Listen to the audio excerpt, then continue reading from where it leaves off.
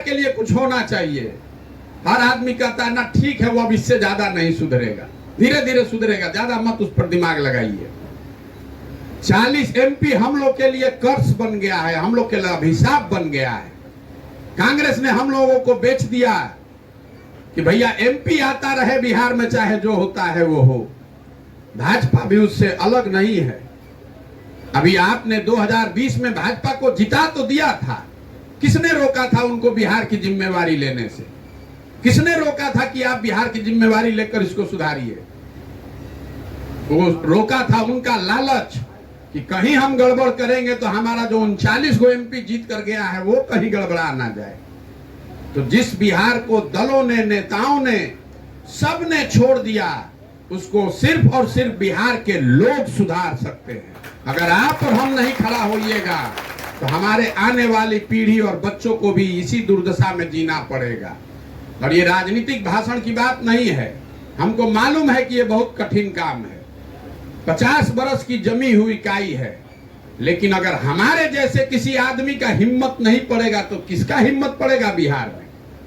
इसलिए ये प्रयास कर रहे हैं।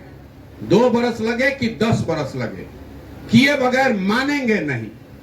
2011 में जब हम आए थे देश में, और अगर हम आपको कहते कि चुनाव प्रबंधन कोई चीज है जिसमें लड़के आकर बड़े बड़े नेताओं को, दलों को बताएंगे कि चुनाव कैसे लड़ा जाएगा, बदले में पैसा भी लेंगे, तो आप हंसते, आप कहते ये कोई बात है?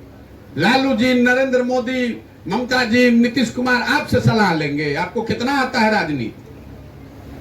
एक बार में नहीं माना। 2012 में जीते, 2014 में जीते, तो जितने भाजपाई समर्थक कहते हैं भाई प्रशांत किशोर क्या किए, वो तो मोदी का लहर था। फिर 2015 में मोदी को यहां हराया, नीतीश लालू जी को जिताने में कंधा लगाया, तो लोगों ने कहा अरे भाई इसमें ये क्या किए हैं, वो तो लालू नीतीश का जाति का समीकरण था। फिर पंजाब जीते, फिर तेलंगाना जीते, फिर आंध्रा जीते, दिल्ली जीते, तमिलनाडु जीते, पंजाब जीते, पश्चिम बंगाल जीते। तब लोग कहता है अरे भाई कुछ तो करता ही होगा तभी आप जीत रहा है। तो किसी काम को जब बार बार कीजिएगा तभी समाज मानेगा। आज आप ये मानकर आए हैं कि हमको चुनाव जिताने आता है। हमको चुनाव जिताने आए चाहे नहीं, हमको समाज को बदलने के लिए 10 बरस चाहे लगे, जीवन खपाना पड़ेगा। तो अगर आप आए हैं इससे जुड़िए, लेकिन जुड़िए थोड़ा धैर्य लेकर। जहां तक चुनाव जीतने लड़ने की बात है तो वो हम विद्या भूले नहीं हैं, हम उसका उपयोग करना बंद कर दिए। NDA कौन बना रहा है, इंडिया कौन बना रहा है, कोई नेता नहीं है जो हमको नहीं कह रहा है, समझा रहा है, कह रहे कहां गांव गांव में घूम रहे हैं, आइए इधर देश को संभालिए। हमको वो काम नहीं करना है। नेता दल का बात छोड़ दीजिए, हमारा घर वाला रोज कहता है कितना बढ़िया जिंदगी चल रहा था, क्या बेवकूफी वाला काम शुरू कर दिए हो, गांव गांव घूम रहे हो। लेकिन हमको करना यही है, हमको इंडिया NDA से नहीं मतलब है। चाहे सरकार इंडिया की बन जाए कि NDA की बन जाए, बिहार का दुर्दशा सुधरने वाला है? क्या आपके बच्चों का पलायन रुकने वाला है?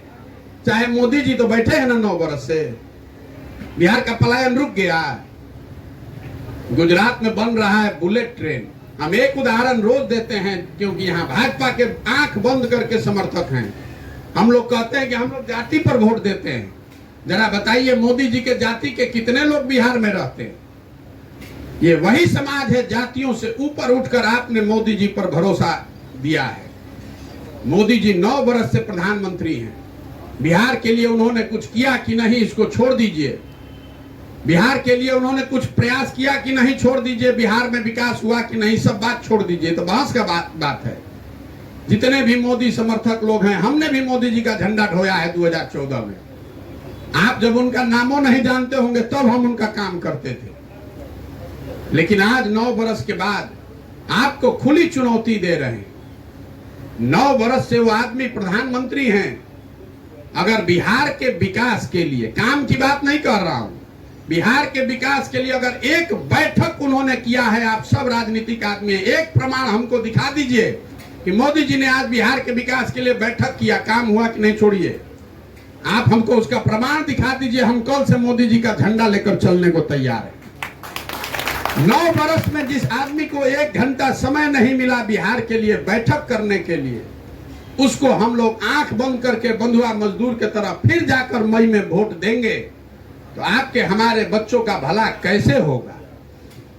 ये सिर्फ लालू नीतीश की बात नहीं है। लालू नीतीश ने तो पूरे राज्य को मजदूर का फैक्ट्री बना दिया पूरे बिहार को अनपढ़ मजदूर। लेकिन कांग्रेस और भाजपा ने भी हम लोग के साथ न्याय नहीं किया है। तो कल चाहे एनडीए जीत जाए कि इंडिया जीत जाए, बिहार के लोगों को अपनी चिंता करनी पड़ेगी। तमिलनाडु जब देश आजाद हुआ तो हम लोग तमिलनाडु से आगे थे, बराबर के राज्य थे। बिहार तमिलनाडु से आगे था। आज तमिलनाडु बिहार से 6 गुना बड़ा राज्य बन गया। वहां तो ना एनडीए है और ना इंडिया है।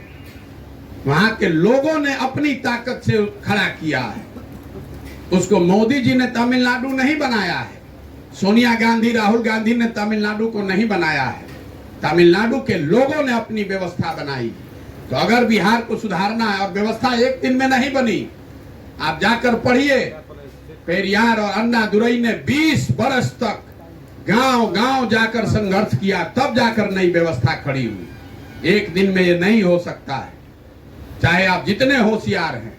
तो इसलिए आपसे आग्रह है, जब आपके जिले में आ रहे हैं, अगर आप इससे जुड़ना, चुनाव लड़ना है तो भैया जो पहले से पार्टी है उसी में चले जाइए। ये ना दल है न हम आपके नेता हैं। हम ये व्यवस्था बना रहे हैं। आपको लगता है कि दल तो बनबे न करेगा, इसमें फर्क क्या है? बिल्कुल जमीन आसमान का फर्क है। अगर दल हम बनाएंगे उसमें आप जुड़िएगा तो आपको हमारे पीछे ही चलना पड़ेगा। अगर हम में मान लीजिए योग्यता है भी तो इसका कोई गारंटी नहीं है कि हमारे लड़के में भी योग्यता हो। लेकिन अगर दल हम बनाए हैं तो हमारे बाद हमारा लड़का ही होगा। ये गलती सोनिया गांधी और लालू यादव का नहीं है। उसके जगह आप और हम रहेंगे तो हम भी अपने लड़के को ही बढ़ाएंगे। कोई अगर कहता है कि हम अपने लड़का को छोड़ के आपको बढ़ाएंगे तो आपको झूठे बोल रहा है। देख रहे हैं ना कि वंशवाद के नाम पर ही जेपी सेनानी लोग बैठे हुए हैं।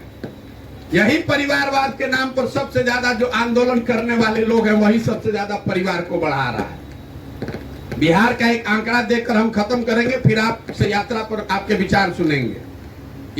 आप राजनीतिक लोग हैं लेकिन आपको मालूम नहीं होगा, पूरे बिहार में पिछले 30 साल में जितने लोग एमएलए एमपी बने हैं, चाहे जिस दल से बने हो, आप सबका नाम लिखिएगा, किस परिवार से आते हैं लिखिएगा, तो आपको पता चलेगा कि पूरे बिहार में 1250 परिवार के लोग ही आज तक एमएलए एमपी बने। सामान्य आदमी, सामान्य राजनीतिक कार्यकर्ता को अवसर नहीं है। बिहार में 3.5 करोड़ परिवार रहते हैं, 13 करोड़ आबादी है, लेकिन राज 1250 परिवार के लोग ही करेंगे। मैं क्यों भाजपा की बात कर रहा हूं? क्योंकि आपको लगता है कि लालू जी ने परिवारवाद शुरू कर दिया। अरे लालू जी तो फसल काट रहे हैं। आप भाजपा का दशा देख लीजिए। यहां पर अभी बनाया है अध्यक्ष सम्राट चौधरी को। सम्राट चौधरी के बाबूजी कौन है? शकुनी चौधरी जी। शकुनी चौधरी जी कांग्रेस के राज में मंत्री होते थे। जब लालू जी का दौर आया तो उसमें भी शकुनी चौधरी मंत्री बने। जब नीतीश जी का दौर आया तो उसमें भी विधायक और मंत्री बने। जब मांझी जी का दौर आया तो उसमें भी मंत्री थे।